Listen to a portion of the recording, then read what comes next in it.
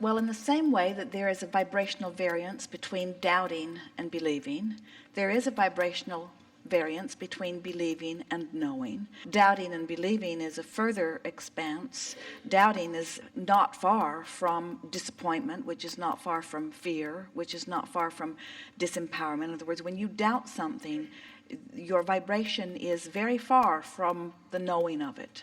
And by the time you reach this vibration of hoping, you've come most of the distance. And so you can go quickly from hoping to believing, and quickly from believing to knowing. It's just a matter of staying there focused a little longer.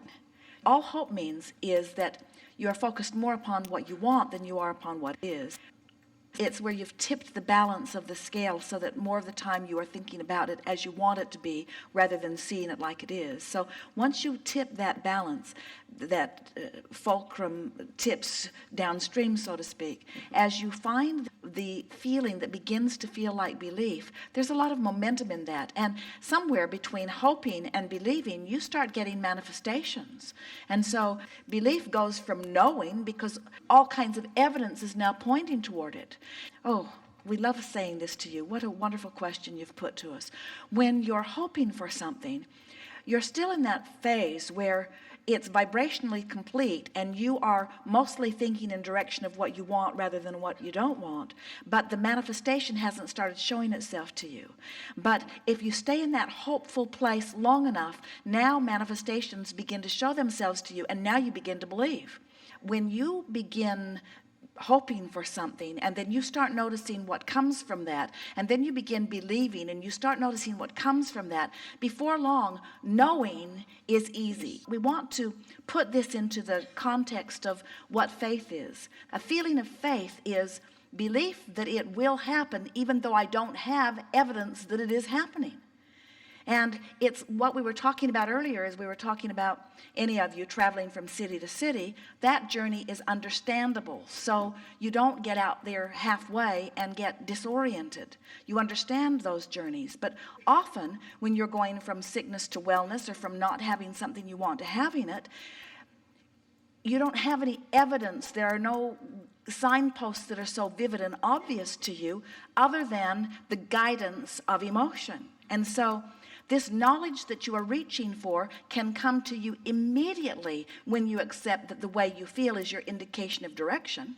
In other words, when you know that the better you feel, the better it gets, and the worse you feel, the worse it gets, that's the knowledge that you're really wanting to reach for. When you notice the absolute correlation between how you've been thinking and feeling and what's manifesting, you've got knowledge. So then something wonderful will happen, and Esther will say, I did that. That's knowledge. When something not so wonderful happens, Esther said, I did that. That's knowledge. So it's the knowing of the guidance system that we want you to focus upon. Everything that you live is a replication of how you've been feeling. Nothing happens that's separate from the way you feel. Everything happens that is exactly corresponding to how you've been feeling. So as you start consciously noticing those comparisons, as you think and feel and have a manifestational result, before you know it, you have knowledge. And then you start saying, I know I did that. And we think that that's really the knowledge that you're wanting to reach for. And then it's just a matter of practicing the better feeling thoughts. We think what trips so many of you up is that you've been trying to compare how you feel with how others have felt or how others are feeling, when the comparison that you want to make is, how does this thought feel in relationship to the thought that I just thought?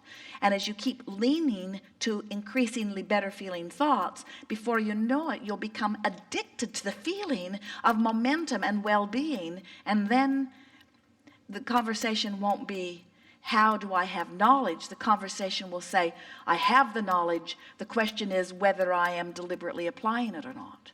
We tease Esther a little bit because she knows the difference between a thought that feels better and a thought that feels not as good. She knows. She's been practicing this for a long time. She knows a thought that feels a little better and a little better and a little better. And with deliberate attention, she can parlay any thought that feels any way into a better feeling thought. No matter how good it feels, she can make it better. No matter how bad it feels, she can make it better. She knows how to make every single thought feel better. But sometimes she does not use that as her criteria.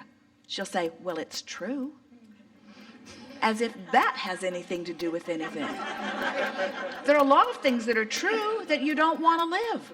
There are a lot of things that are true that you do want to live. Let the criteria be, how does it feel when I think it, you say.